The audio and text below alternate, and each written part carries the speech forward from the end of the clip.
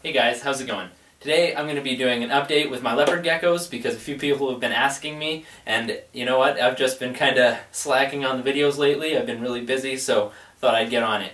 And I have some, not only my three-legged gecko to show you guys and how well it's doing, but my few females who I've paired off this season.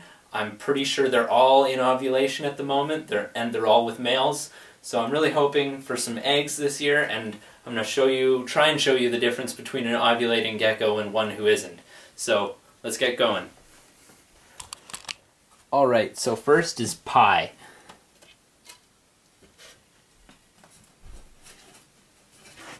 It's been pretty exciting watching Pi grow up because, I mean, going from about 4 grams to about 40 now, Pi's just looking fantastic. His leg is looking, I mean, you know, it's just, he still uses it to walk, but it healed up great. It doesn't seem to give him any troubles. He still climbs, he can eat out of his mealworm dish, he can hunt very well. Just an all-around good gecko. Really happy to be handled too.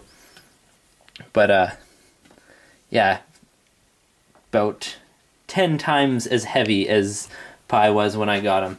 And I can tell it's a male now. I have been able to sex him, and it's definitely a boy. I can see the femoral pores very well, and the hemipenal bulges right at the base of the tail, which I'll try and you can kind of see them there. Yeah, that's a pretty good angle right there. You can't see the pores in the video, I don't think, but they're definitely more visible than my females, who are about twice as big as Pi. So that's my three-legged gecko, who's just doing fantastically. Now let's move on over here to my first gecko, who I'm really hoping to have some babies from this year. She's a Max Snow Raptor, and she's a very pretty gecko.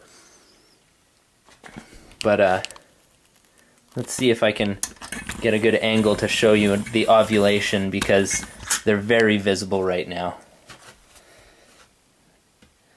And I know some of you might think I'm grabbing her by the tail too hard, but as long as she's got something to stand on, she's not squirming too much, this is definitely the best way to check for an ovulation. As you can see, there's a spot right about there, and then a second one right here at the end of my finger.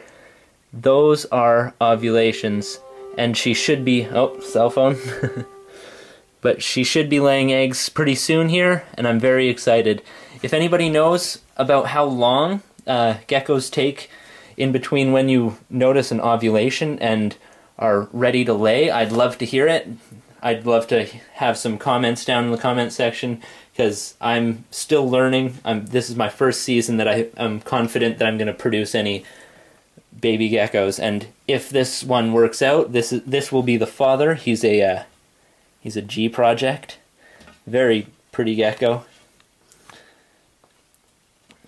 But yeah, I'm just excited to have some leopard geckos breeding this season.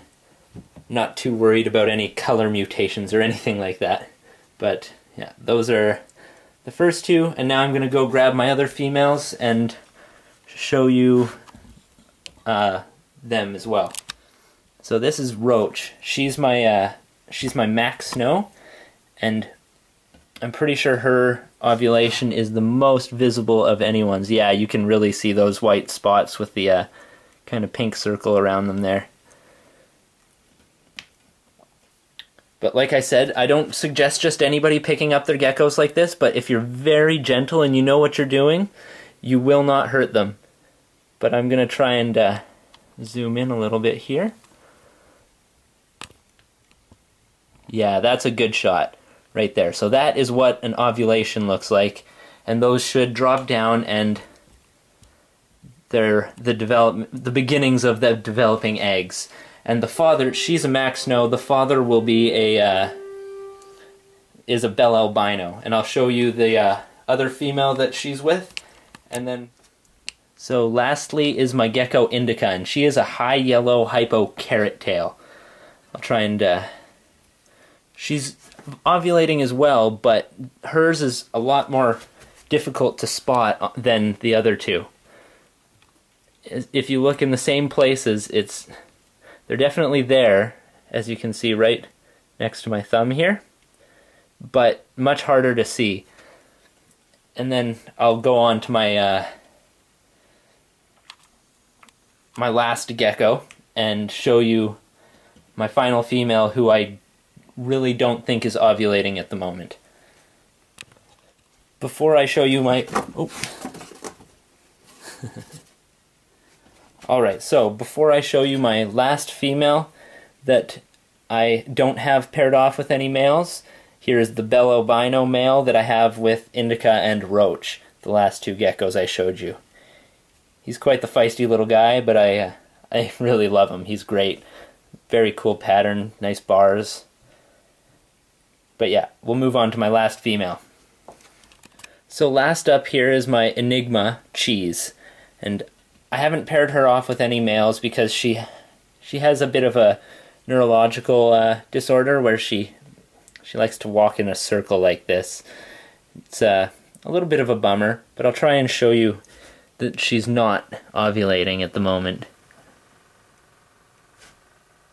Oh, I can hear my male bell albino flicking his tail on the other side of the room right now. He must be liking on the girls right now. But yeah, there's her belly, as I can't really see any ovulation.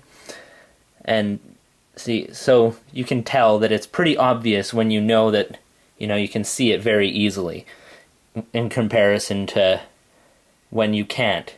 So if you feel like you're guessing when you're looking at a ovulating gecko, chances are it's not ovulating.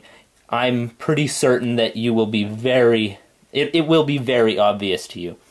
But I'm going to get her back in her terrarium because she's not a big fan of being handled. Hope you guys enjoyed. Hope I maybe taught you something. Maybe you guys can teach me something in the comment section. Have a good one, guys.